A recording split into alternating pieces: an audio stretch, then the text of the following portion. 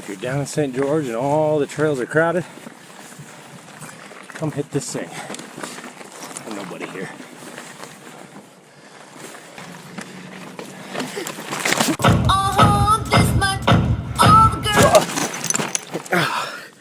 There it is. Ow.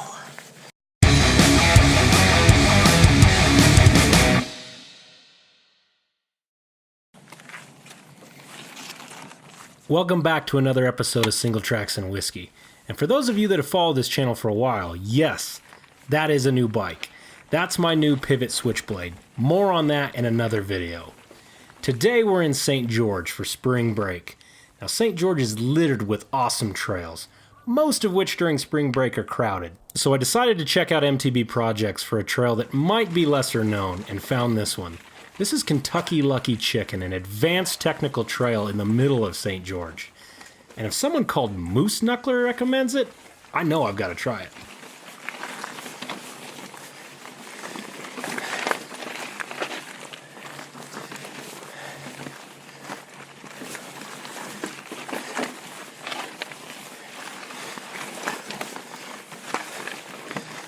Now you've already seen this next bit, but when somebody tells you a 29er can roll over everything, they're lying.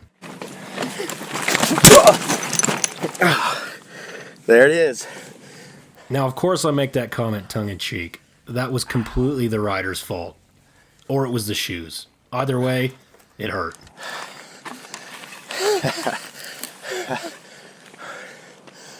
That one hurt.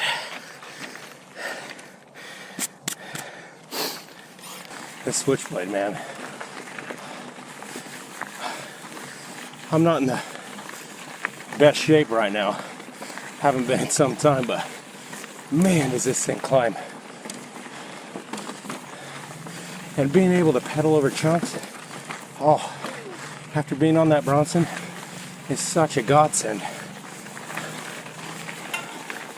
You had to be so wary of where the pedals were at all times on that thing.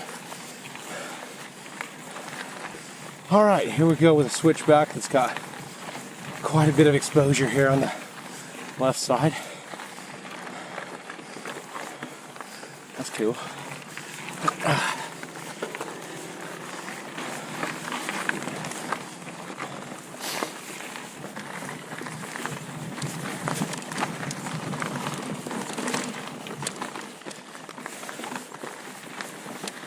Yeah, I think I prefer it clockwise though. Yeah.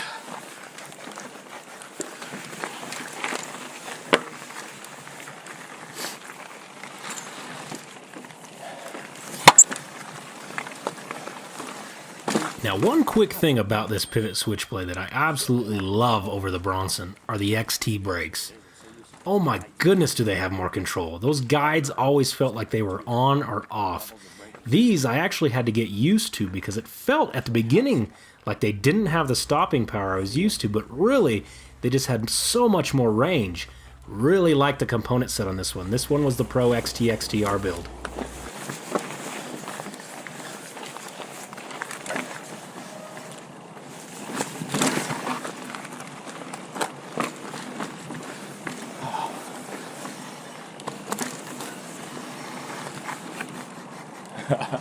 This is where the trail gets a little confusing. So I only had about 35 minutes for a ride this morning, but they say when you're coming up here, ride this thing counterclockwise first, this way, and then turn around and ride it clockwise. Where the hell is this taking me? There we go.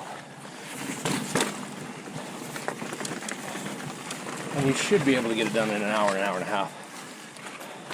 But this is not a ride for beginners,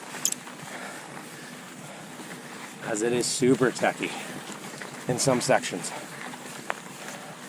So it would become more of a hike than a bike. Beautiful hike.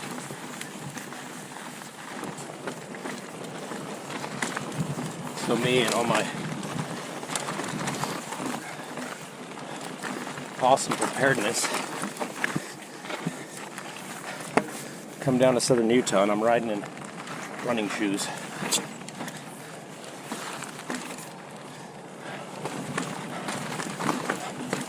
I will probably be going and purchasing a set if I'm to ride any more trails like this. I'm bouncing all over the place on these things. They're super soft. I almost feel the spikes going into the bottom of my feet. What?